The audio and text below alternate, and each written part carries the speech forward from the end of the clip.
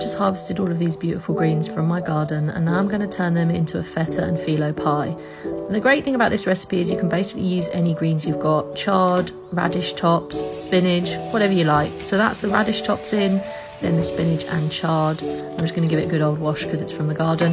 Then blanch them for a couple of minutes and squeeze out as much water as possible. You can kind of put whatever you want into this recipe. I change it up each time. I'm going to add some kind of allium, so in this case red onions. You could use leeks, spring onions, whatever you like. I'm just frying those off and then chop up the greens nice and fine.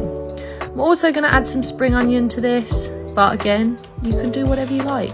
Obviously the all-important feta cheese there. I nearly added 2 packets. Onions are in, and then herbs. So I'm adding a bit of mint because I had loads from the allotment, and then some oregano from the garden, but dill really is the classic. Now this is where you have to imagine I added 2 eggs, salt and pepper, and the oregano, mixed it together because the camera died. Right, now for making the pie.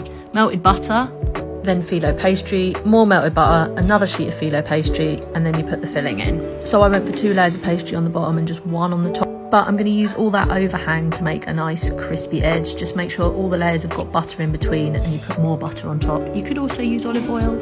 Into the oven for about 30 to 40 minutes and done.